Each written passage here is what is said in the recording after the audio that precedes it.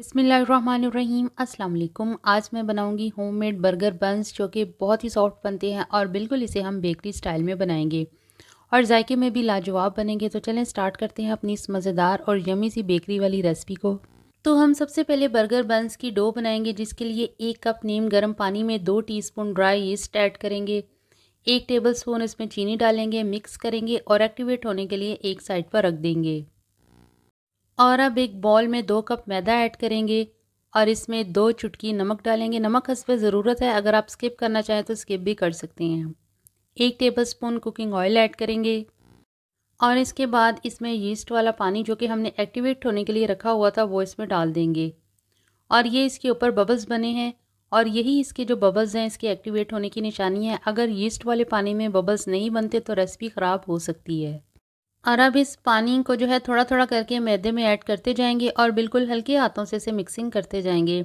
मज़ीद पानी की ज़रूरत हो तो हस्बे ज़रूरत ले सकते हैं। अच्छे से डो को मिक्स करने के बाद 2 से 3 मिनट के लिए इसे पंच लगाएंगे और फिर डो की ऊपर की सतह को पानी या ऑयल से ग्रीस करके रैप शीट या फिर कोई सी भी एयर टाइट ढक्कन से कवर करके 1 से 1.5 घंटे के लिए किचन काउंटर पर छोड़ देंगे, ताकि ये डो जो है वो राइज़ हो जाए। अब डो जो है वो बहुत अच्छे से राइज़ हो चुकी है। इसे दोबारा से बाउल में इकट्ठा करेंगे और 5 से 6 पंच लगाएंगे, ताकि इसमें जो बबल्स वगैरह बने हैं वो रिमूव हो जाएं। और डो को अच्छे से पंच लगाकर यहाँ पर बिल्कुल स्मूथ कर लेंगे तो ये बहुत ही अच्छी सी प्लेन हो जाएगी। अब यहाँ पे इसको 3 सेक्शंस में मैं डिवाइड कर रही हूँ, आप चाहें तो 4 में भी कर सकते हैं। और इसको सेक्शंस में डिवाइड करने के बाद इसके हम पेड़े बना लेंगे। तो ये मैंने 3 जो हैं वो इसके पेड़े बना लिए हैं। अब एक पैन लेंगे कोई सा भी, जिसमें अमूमन हम पिज़्ज़ा वगैरह बेक करते हैं, और इसको हम ग्रीस कर लेंगे।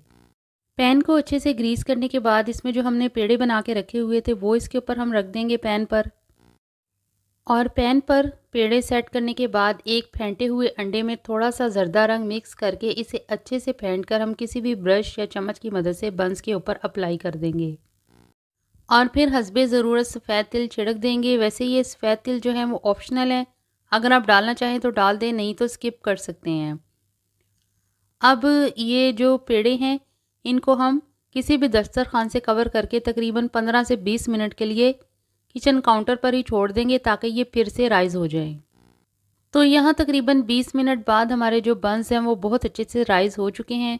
अब एक कढ़ाई मैंने ली है और इसमें स्टैंड फिक्स किया है और इसे तकरीबन 10 मिनट पहले मैंने हल्की आंच पर गर्म होने के लिए रख दिया था और अब ये बहुत अच्छे से गर्म हो चुकी है। अब बन्स वाले पैन को स्टैंड के ऊपर रखेंगे और कढ़ाई को कवर करके तकरीबन 20 मिनट के लिए इसे मीडियम टू लो फ्लेम पर हम बेक करेंगे।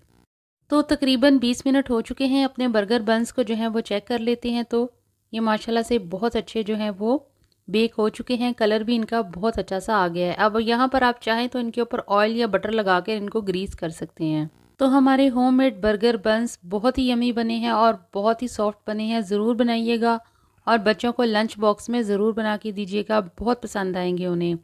और मुझे फ़ीडबैक ज़रूर दीजिएगा कि आपको ये बर्गर बन्स की रेसिपी कैसी लगी।